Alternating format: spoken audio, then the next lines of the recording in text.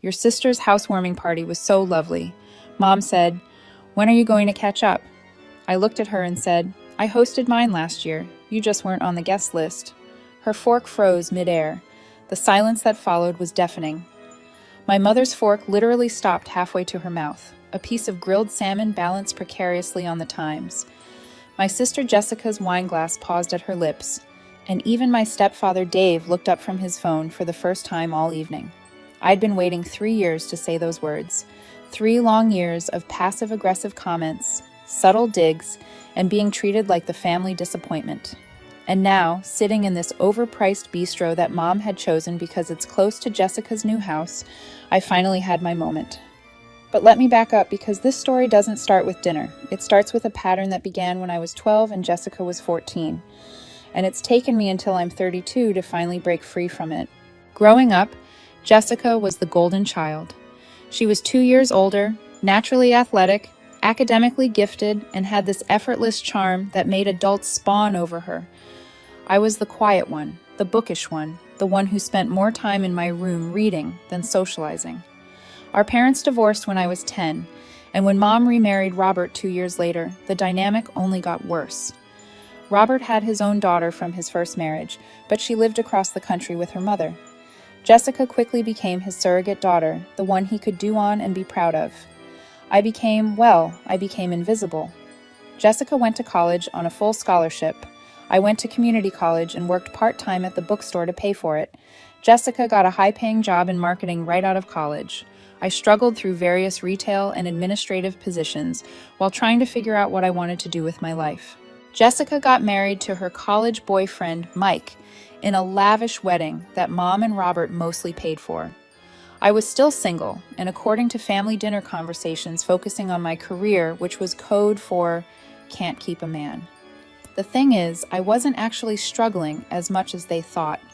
While Jessica was living the picture-perfect life they all expected, I was quietly building something of my own. I'd always been good with numbers and had a knack for understanding financial markets. I started doing freelance bookkeeping and for small businesses, then moved into financial consulting. I was making decent money, but I lived modestly and didn't feel the need to broadcast my success. Meanwhile, Jessica's perfect life started showing cracks. Mike turned out to be less ambitious than she'd hoped, content with his middle management position and weekend golf games. Their marriage became a series of passive-aggressive social media posts and increasingly expensive purchases designed to showcase a happiness that didn't quite ring true. But none of this mattered to Mom and Robert. Jessica was still the successful one, the one with the husband and the nice house and the Instagram-worthy life. I was still the disappointment, the one they had to make excuses for at family gatherings. The breaking point came 3 years ago. I'd been dating someone seriously for the first time in years, a wonderful man named Alex who was an architect. We'd been together for 8 months, and I was genuinely happy. I thought maybe finally I'd have something that would make my family see me differently. I brought Alex to Jessica's birthday party. It was a big affair. She'd rented out a private room at an upscale restaurant, and all her friends and our extended family were there. I was nervous, but excited to introduce Alex to everyone. Within an hour, it was clear that Jessica had set her sights on him. She monopolized his conversation, laughed a little too loudly at his jokes, and found excuses to touch his arm whenever she made a point. When I tried to join their conversation, she'd somehow redirected to topics I wasn't familiar with, or bring up shared memories with Mike that excluded me. The worst part was watching Alex's face light up when she talked to him. Jessica had always had this magnetic quality, and I could see him falling under her spell. By the end of the night, he was exchanging business cards with her, talking about some architecture projector marketing firm was working on. 2 weeks later, Alex broke up with me. He said we weren't compatible long-term and that he thought I was a really nice person, but he didn't see a future for us. 3 months after that, I saw photos on Jessica's Instagram of her and Mike having dinner with Alex and his new girlfriend. Apparently, they'd all become great friends through that business connection.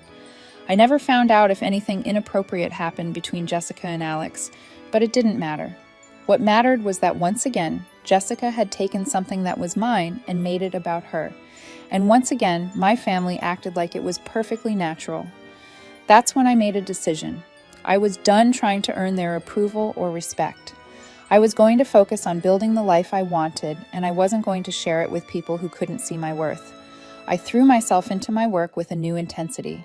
I started my own financial consulting firm, targeting small and medium-sized businesses that bigger firms ignored. I was good at it, really good. I had a talent for seeing opportunities others missed and helping business owners maximize their profits while minimizing their risks. Within a year, I was making more money than I'd ever dreamed possible. Within 2 years, I was making more than Jessica and Mike combined. I bought a beautiful house in a trendy neighborhood across town. Not a McMansion like Jessica's, but a restored 1920s craftsman with original hardwood floors, a gorgeous garden, and enough character to make design magazines jealous. I also met someone new. David, yes, another David, but nothing like my stepfather. Was a pediatric surgeon with kind eyes and a dry sense of humor. He didn't care about impressing people or keeping up appearances.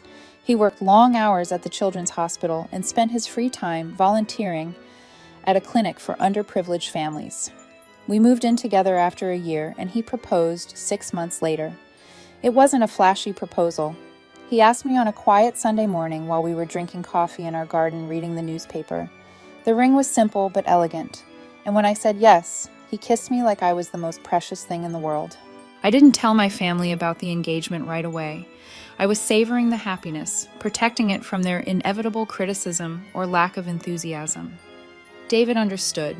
He'd grown up with a narcissistic mother and knew all about protecting good things from toxic family dynamics. Instead, I focused on planning the life I wanted. David and I decided on a small, intimate wedding, just our closest friends and the family members who actually supported us. We found a beautiful venue, a historic inn with gardens that overlooked the lake. We hired a photographer, a florist, and a caterer who specialized in farm-toteable cuisine. We also decided to have a housewarming party for our home. Not because we needed to show off, but because we'd made this beautiful space together and wanted to share it with people we cared about. We invited our closest friends, David's colleagues from the hospital, some of my business clients who become friends, and David's family, who were lovely people who embraced me from the moment they met me. I made a deliberate choice not to invite my mother, Dave, or Jessica. It wasn't done out of spite.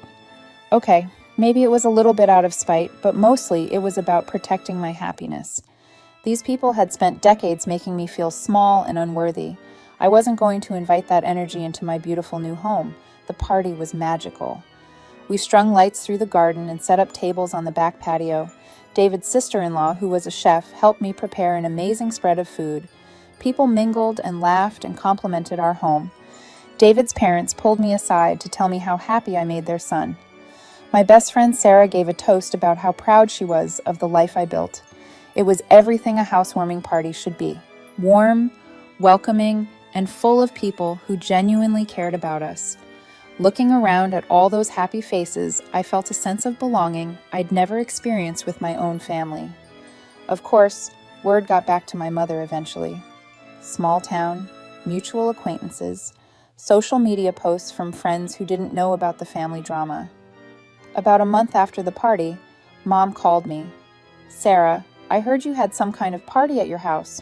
Her tone was carefully neutral, but I could hear the hurt and confusion underneath.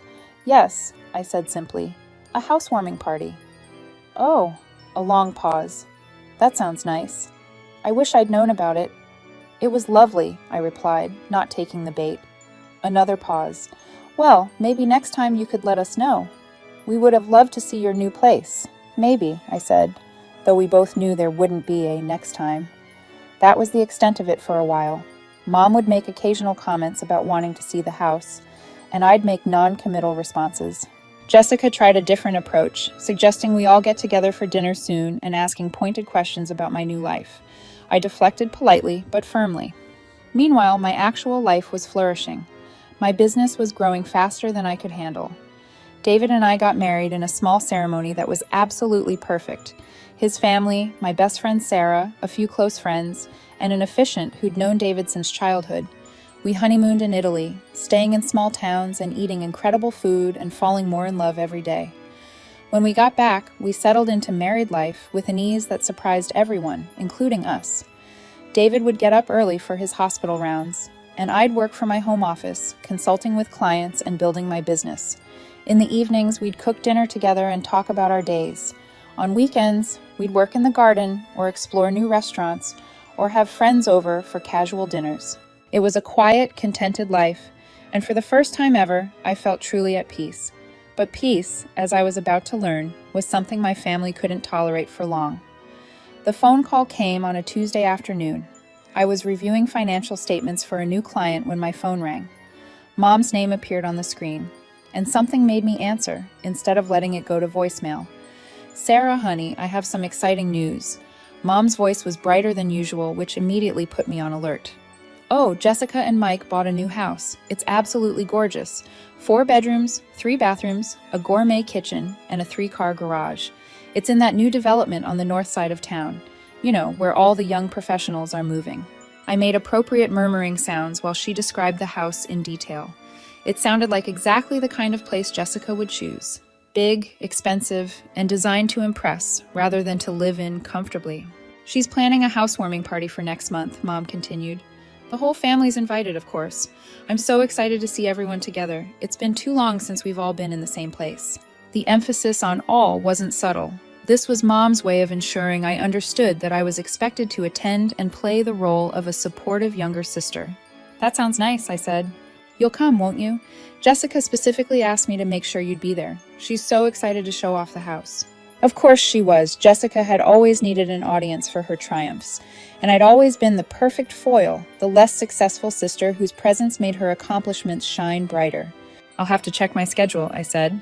"Oh, come on, Claudia, it's family. Whatever you have going on can wait." That casual dismissal of my time and commitments was so typical that I almost laughed. In Mom's mind, my work, even though it was now more lucrative than Jessica's, was still just a hobby I could set aside whenever family required my presence. "I'll let you know," I said firmly. "Well, don't wait too long. Jessica needs a head count for catering." After I hung up, I sat in my office for a long time, looking out at the garden David and I had planned together. Part of me wanted to simply decline the invitation and avoid the whole thing. But another part of me was curious. I wanted to see this house that had required such a production. I wanted to see if Jessica and Mike were as happy as they were pretending to be. And maybe, just maybe, I wanted to see how my family would react to the person I'd become. David found me there when he got home from the hospital that evening.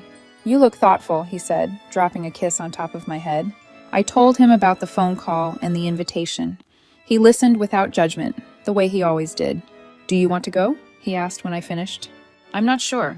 Part of me thinks it would be masochistic, but part of me is curious about the house, about whether they've changed at all, about whether they can see who I am now, or if they'll still treat me like the disappointing little sister who can't get her life together." David was quiet for a moment. "You know that their opinion of you doesn't change who you are, right? You've built an amazing life. You're successful, you're happy, you're loved. Whether they can see that or not is their problem, not yours." "I know," I said. "But I spent so many years trying to earn their approval. Sometimes I wonder if I'll ever be completely free of that. Maybe going would help you find out." He was right, of course. I called Mom the next day and told her David and I would attend. The housewarming party was exactly what I'd expected. The house was enormous and sterile, filled with expensive furniture that looked like it had been selected by a decorator rather than chosen with love. There were about 50 people there, most of whom I didn't recognize. Jessica had invited her work colleagues, her gym friends, her book club, and various neighbors she barely knew. It felt more like a networking event than a celebration. Jessica looked beautiful as always. She was wearing a designer dress that probably cost more than most people's monthly mortgage payment, and her makeup and hair were perfect. But there was something brittle about her smile, something desperate in the way she flitted from group to group, making sure everyone was admiring her beautiful home. Mike was holding court by the bar, telling the same stories he'd been telling for years about his college football glory days. He'd gained weight and lost hair, and there was a soft, defeated quality to him that made me feel a little sad. Mom and Dave were in their element, playing the proud parents and showing off their successful daughter's accomplishments to anyone who would listen. They introduced David and me to a few people as Jessica's sister and her husband, never mentioning my name or what I did for a living. David squeezed my hand when he noticed. "How are you doing?" he murmured. "Better than I expected," I realized. Watching this performance, I felt detached rather than hurt. These people were strangers to me now, playing roles in a drama I was no longer invested in. The house tour was painful. Jessica led groups of guests through each room, pointing out expensive features and designer touches. The master bedroom had a walk-in closet bigger than my first apartment. The kitchen had professional-grade appliances that clearly had never been used. The formal dining room had a table that seated 12, but felt cold and unwelcoming. "What do you think?" Jessica asked me when we ended up alone in the kitchen for a moment. "It's very impressive," I said honestly. "I know it's bigger than what you're used to," she said with that familiar condescending smile. "But Mike and I are planning for the future. We want to have kids, and we want them to have space to grow." The implication was clear. My house was small and inadequate, suitable only for someone with limited ambitions. 3 years ago, that comment would have stung. Now I just felt sorry for her. "It's beautiful, Jessica. I hope you'll be very happy here." Something in my tone must have surprised her because she looked at me more closely. "You seem different," she said. "Do I?" "More confident. I guess it suits you." It was probably the closest thing to a compliment she'd ever given me, and I found myself genuinely touched. "Thank you," I said. "I'm happy." "Good," she said, and for a moment she almost seemed to mean it. The rest of the party passed uneventfully. David charmed everyone he met, including my parents, who seemed genuinely impressed by his accomplishments and his obvious devotion to me. We left early, claiming he had an early surgery the next morning. "Well?" David asked as we drove home. It was exactly what I expected: expensive, impressive, and completely empty of any real warmth or personality. "And how do you feel about that?" I thought about it. Relieved, actually. I used to think I wanted that life, the big house, the perfect marriage, the family approval. But seeing it up close, I realized it would make me miserable, even if it came with my family's respect, especially then, because it would mean I'd had to become someone I'm not to earn something that should have been given freely. We drove the rest of the way home in comfortable silence. When we pulled into our driveway, I looked at our house, our beautiful, modest, character-filled house, and felt a wave of gratitude. This was home. This was enough. This was everything. I thought that would be the end of it. I'd seen Jessica's new life, confirmed that I didn't want it, and proved to myself that I'd moved beyond needing my family's validation. Case closed. But families, especially dysfunctional ones, don't let go that easily. The comments started a few weeks after the party. Mom would call and casually mention how excited Jessica was about decorating her new home, or how Mike was talking about getting a boat to go with the 3-car garage. There were subtle digs about my little house and questions about when David and I were planning to upgrade. Jessica started posting more frequently on social media, documenting every expensive purchase and home improvement project. New furniture, professional landscaping, a renovation of the already perfect kitchen. Each post seemed designed to showcase a lifestyle that was increasingly extravagant and frankly unsustainable on their salaries. I started to wonder where the money was coming from. Jessica made good money in marketing, but not enough to support this level of spending. Mike's salary was decent, but nothing spectacular. The house alone must have stretched their budget to the breaking point, and they seemed to be adding expenses weekly. My suspicions were confirmed when David and I ran into Mike at the grocery store one Saturday morning. He looked tired and stressed, and when David mentioned something about the beautiful new house, Mike's smile was strained. "Yeah, it's great," he said. "A little more than we bargained for financially speaking, but Jessica has her heart set on making it perfect." "These things have a way of working out," David said diplomatically. "I hope so. Between you and me, I'm picking up extra shifts at work and considering a weekend job. The mortgage payments are significant." I felt a stab of sympathy for him. Mike might not be the most ambitious person in the world, but he was fundamentally decent, and I could see the stress eating at him. "If you ever need any financial advice," I found myself saying, "I do consulting work. I might be able to help you figure out a budget that works." Mike's face lit up with genuine gratitude. "Really? That would be amazing. Jessica keeps saying, we just need to make more money, but I think we might need to spend less instead." We exchanged numbers, and I told him to call me if he wanted to talk. As we drove home, David shook his head. "You realize Jessica's going to hate that, right? Her little sister helping her husband with money problems." "Probably, but Mike seems like he's drowning, and I can't just watch that happen.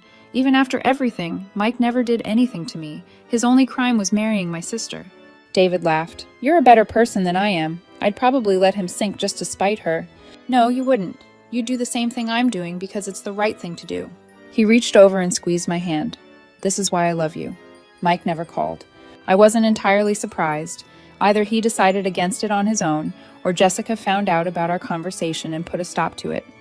Either way, it was probably for the best. I had enough drama in my extended family without adding financial counseling to the mix. But the spending continued, and so did the social media posts documenting it. Jessica seemed to be in competition with someone, though I couldn't figure out who. The posts became more frequent and more elaborate. Professional photos of perfectly staged rooms, videos of her workout routine in their new home gym, pictures of expensive dinners and weekend getaways. It all came to a head 6 months later when Mom called with news that shouldn't have been surprising, but somehow still was. "Claudia, I need to tell you something, and I don't want you to hear it from someone else." My stomach dropped. In my experience, conversations that started this way never ended well. "What's wrong?" "Jessica and Mike are getting divorced." I sat down heavily in my office chair. What happened? "I don't know all the details. Jessica says they grew apart, wanted different things. Mike apparently wasn't supportive of her ambitions. That was Jessica's version anyway.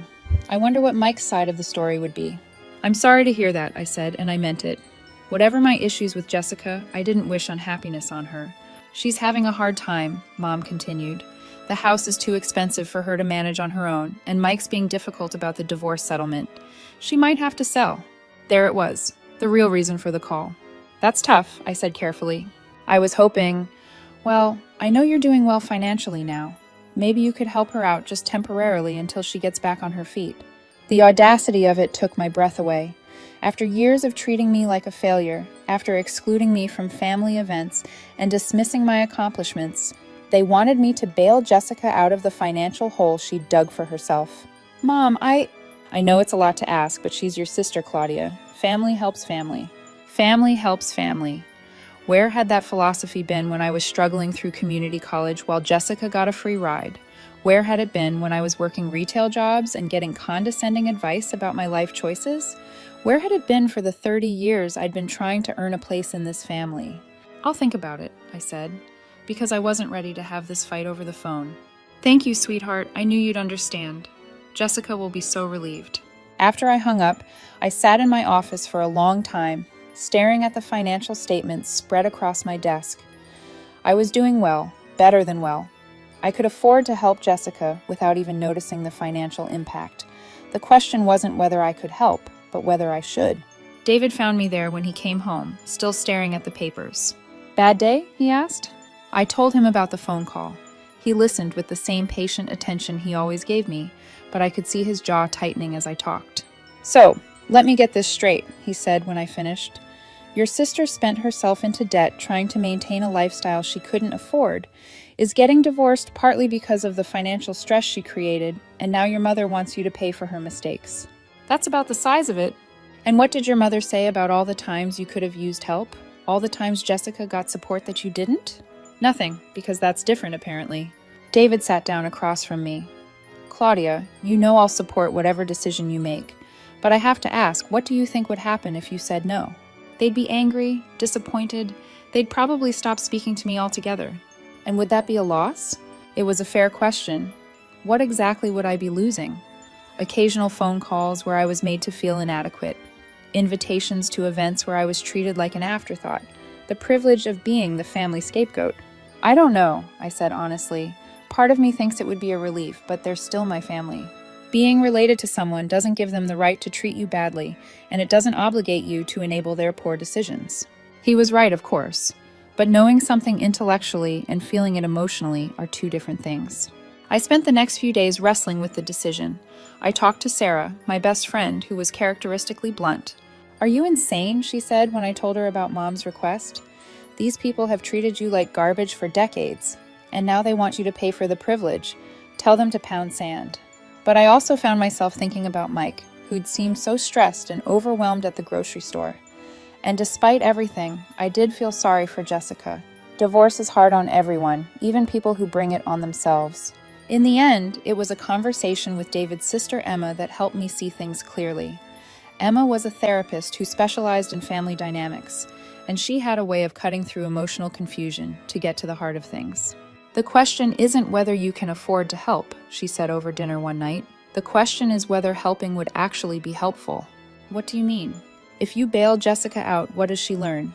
That her choices don't have consequences? That she can always count on other people to fix her problems? Is that really helping her? Or is it just enabling her to continue making poor decisions? But if I don't help, she could lose her house. She could lose the house she bought with money she didn't have to impress people she doesn't even like. Would that really be the worst thing in the world? Emma was right. Helping Jessica avoid the consequences of her choices wouldn't teach her anything or change her behavior.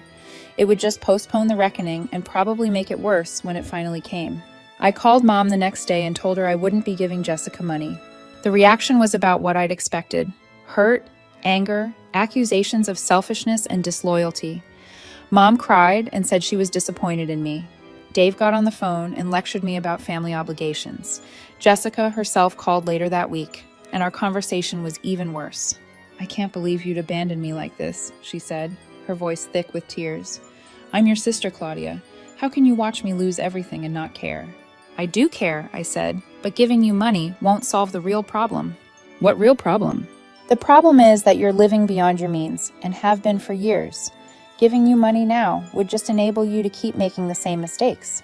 "So you're going to let me lose my house to teach me a lesson? What kind of person does that?" "The kind of person who's learned that sometimes love means saying no." She hung up on me. The next few months were difficult.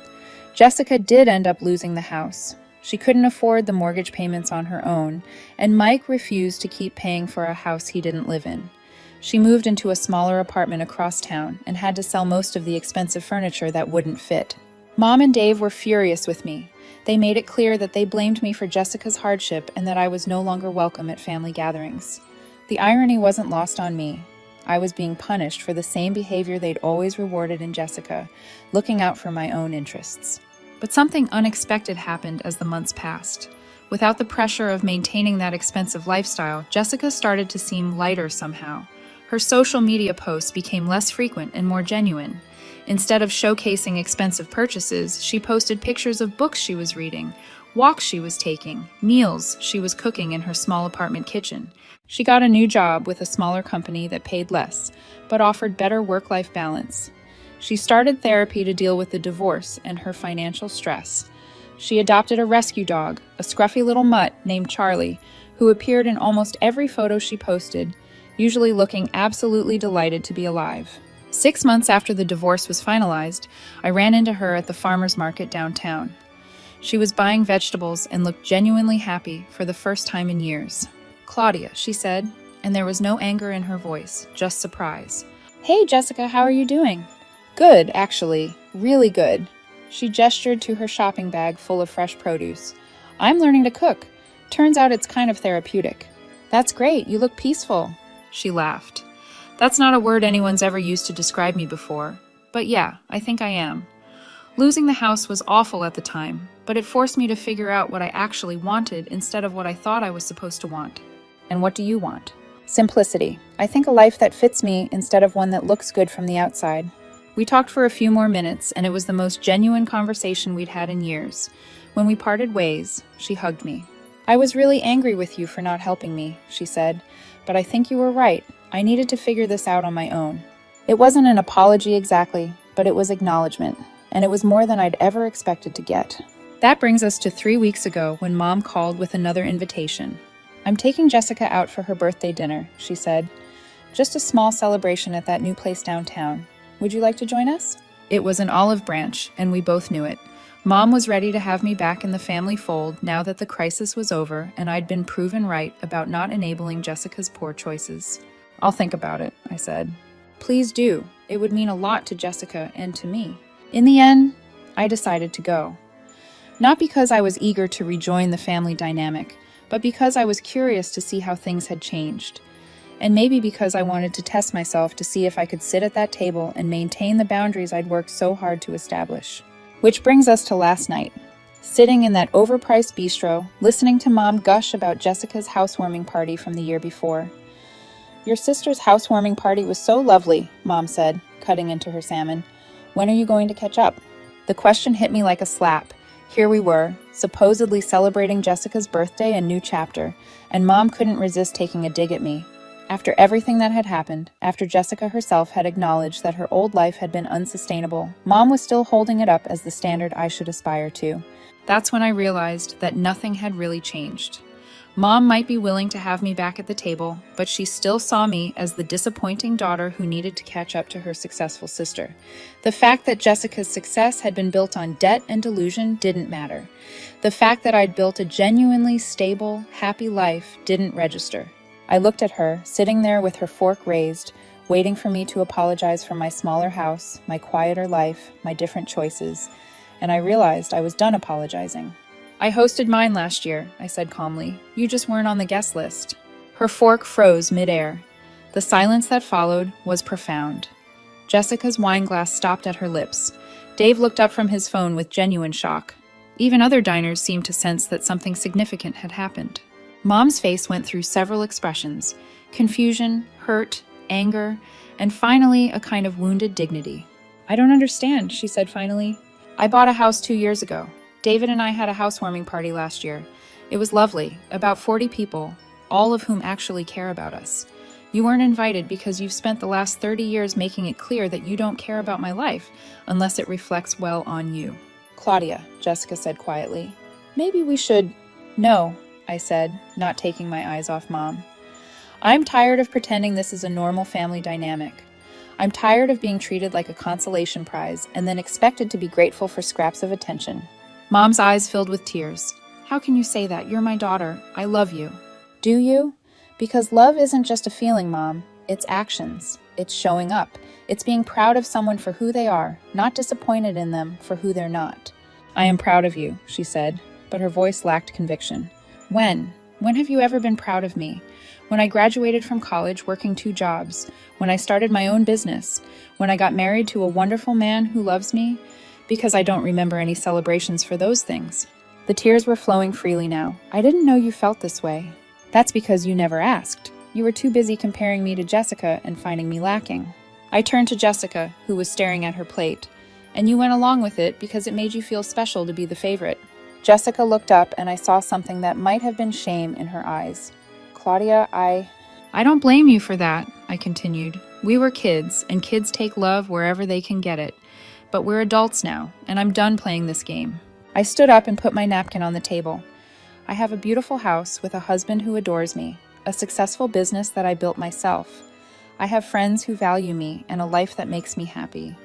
I don't need to catch up to anyone because I'm not in a race. I pulled out my wallet and left enough cash to cover my meal and a generous tip. Happy birthday, Jessica, I said. I genuinely hope you find what you're looking for. And then I walked out.